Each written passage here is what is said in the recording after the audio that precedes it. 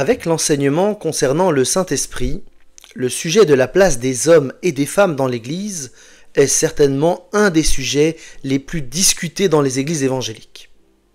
En général, on polarise le débat autour de deux positions. Il y aurait d'un côté les fervents défenseurs d'une hiérarchie nette entre hommes et femmes, et à l'opposé, on aurait des défenseurs tout aussi convaincus d'une égalité parfaite entre les hommes et les femmes. En réalité, le débat est beaucoup plus complexe que ce qu'une lecture superficielle pourrait faire croire. Il y a de nombreuses positions et bien des subtilités dans ce débat qui échappent malheureusement à beaucoup. Le débat est souvent animé, il est rempli de convictions, mais parfois il dérape. Les mots sont même violents, trop souvent. Et je crois qu'il faut dire au préalable que les options défendues par les uns et les autres ne remettent pas en question un fondement de la foi. Tous sont des gens qui aiment sincèrement le Seigneur, et tous veulent suivre le texte biblique, simplement, et ils ne lisent pas les choses de la même manière. Dans chaque option, il y a des gens sérieux, amoureux de la parole de Dieu, de son autorité, qui essayent de tenir ensemble un certain nombre de données bibliques. Trop souvent, on réduit les choses à un ou deux versets.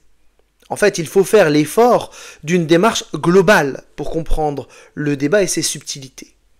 Et ce n'est que suite à un travail rigoureux que nous allons simplement introduire ici, que nous pourrons alors voir des arguments pour contre notre position et peut-être être convaincus par un argumentaire plus qu'un autre, tout en restant frères et sœurs avec ceux qui voient les choses autrement. Ainsi, si nous voulons véritablement entrer dans ce sujet, il nous faut d'abord avancer avec humilité. Des grands théologiens ne sont pas unanimes sur le sujet. Et si eux arrivent à s'expliquer de manière académique avec des arguments pointus, il arrive que ceux qui récupèrent le débat sont nettement moins humbles. Je crois, comme le disait mon professeur de Nouveau Testament, Matthias Radloff, que la fermeté du chrétien au sujet du ministère de la parole de la femme est inversement proportionnelle à ses connaissances. C'est-à-dire, plus les convictions d'un chrétien sont intransigeantes sur ces questions, moins il les a étudiées. Le contraire est aussi vrai. Ainsi, on ne va pas remettre en question le salut d'un frère ou d'une sœur parce qu'il ou elle ne pense pas comme moi. On ne va pas taxer l'autre d'idiot ou d'hérétique, mais on va débattre dans l'amour, puisque c'est dans ce cadre qu'un débat chrétien peut se vivre. Et nous allons essayer, au travers de ces quelques vidéos, de poser quelques éléments de réflexion qui, j'espère, vous aideront à vous forger une position dans le respect des autres, mais aussi à comprendre un peu mieux la position d'autres personnes qui ne pensent pas comme vous.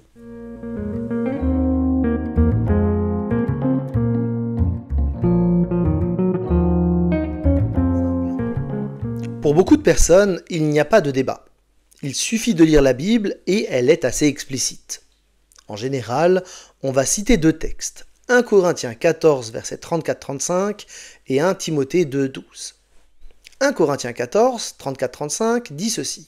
« Comme dans toutes les églises des saints, que les femmes se taisent dans les églises, car il ne leur est pas permis d'y parler, qu'elles soient soumises, comme le dit aussi la loi. Si elles veulent apprendre quelque chose, qu'elles interrogent leur mari à la maison, car il est choquant qu'une femme parle dans l'église. » 1 Timothée 2 affirme « Je ne permets pas à la femme d'enseigner ni de dominer l'homme, qu'elle demeure dans le silence. » Avec ces deux textes, pas de doute, on a des arguments forts. En même temps, on peut constater simplement qu'il y a beaucoup d'options interprétatives sur ces deux textes.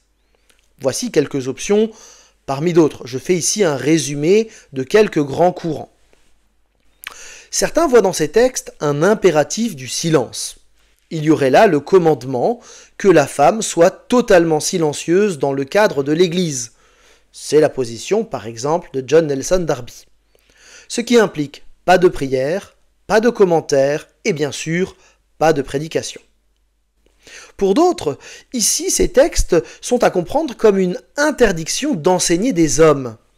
La femme peut enseigner d'autres femmes, les enfants. Une femme peut d'ailleurs servir de bien des manières, mais pas au travers de la prédication du dimanche, car il y a là une question d'autorité vis-à-vis des hommes. Pour d'autres, les textes insistent sur une priorité doctrinale. C'est non l'enseignement qui pose problème en lui-même, mais il y aurait là une limitation en ce qui concerne l'enseignement de la doctrine. Pour d'autres, ces textes insistent sur un ordre créationnel. Et donc, ces personnes considèrent que dans tous les domaines, et pas simplement dans l'enseignement, ni d'ailleurs que dans l'Église, mais dans tous les domaines, une femme doit être soumise aux hommes parce qu'elle est femme. Elle ne devrait donc pas accepter de prendre un rôle ou un statut qui la placerait au-dessus d'un homme. D'autres considèrent que la limitation de la parole des femmes, qui est mentionnée dans ces textes, est à comprendre dans le contexte antique du 1er siècle. À l'époque, on ne voulait pas choquer. Mais ce contexte n'est plus le nôtre. Et tout comme l'esclavage a été aboli bien après le Nouveau Testament, eh bien la place des femmes devrait être elle aussi revalorisée en lien avec notre siècle. Dit autrement, ça ne choquerait plus personne aujourd'hui, de la rue, quelqu'un de la rue, qu'une femme prenne la parole en public. D'autres enfin pensent qu'il s'agit d'une réaction, dans ces textes, à des problèmes locaux, à cause d'une prise de pouvoir des femmes dans les églises.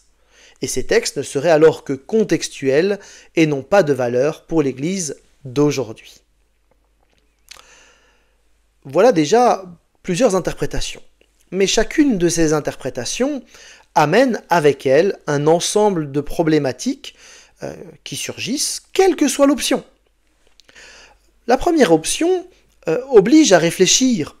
Si une femme ne peut pas du tout prendre la parole dans l'Église, que faire des textes où des femmes chantent, prient, voire prophétisent dans l'Église? La question est aussi posée de celle du statut des femmes dans le champ missionnaire. Est-ce le même statut lorsqu'on est en mission que lorsque l'on est dans une église en France, par exemple? Pour ceux qui disent qu'il y a une distinction entre les hommes et les enfants, se pose la question de l'âge bascule. À partir de quel âge est-on un homme adulte? À partir de quel âge donc une femme ne devrait plus s'adresser avec autorité à des jeunes hommes masculins? Est-ce que c'est 12 ans? Est-ce que c'est 18 ans? Est-ce que c'est un autre âge? Pour ceux qui disent qu'il y a une distinction entre l'enseignement et la doctrine, il faut se poser la question, du coup, qu'est-ce qui est doctrine? Où se trouve la limite entre un enseignement et un enseignement doctrinal? Pour ceux qui disent qu'il y a une question d'autorité à cause d'un ordre créationnel, il faut se poser la question à partir de quand on prend autorité dans un poste professionnel. Est-ce qu'une directrice d'école va prendre autorité sur un professeur qui a une certaine indépendance dans l'usage de sa parole dans la classe? Est-ce qu'un médecin avec un infirmier? Est-ce qu'une gérante de rayon avec un magasinier? Est-ce que ces postes-là posent problème ou non? Il faut alors là créer tout un système en fait qui permet de définir qu'est-ce qui est prendre autorité et ce qui ne l'est pas. Pour ceux qui disent que les textes sont contextuels et sont en lien avec ce qui se faisait au 1er siècle, on peut alors se poser la question, est-ce qu'il faut nécessairement, et jusqu'où, suivre les tendances de notre siècle? Est-ce qu'il n'y a pas des limites? Et puis pour ceux qui invoquent le contexte de l'époque, est-ce que ce contexte suffit à réduire l'impératif de silence? Paul sait qu'il est en train d'écrire le Nouveau Testament. On ne peut donc pas simplement évacuer les écrits de Paul sous prétexte qu'il écrivait au 1er siècle. Vous voyez que rien qu'avec ces éléments, nous sommes déjà éloignés d'une réponse simple et d'une polarisation pour ou contre. Ceux qui réduisent le débat à 2 positions font de la théologie à la hache. Ce n'est pas si simple et donc il va nous falloir avancer avec un peu plus de détails.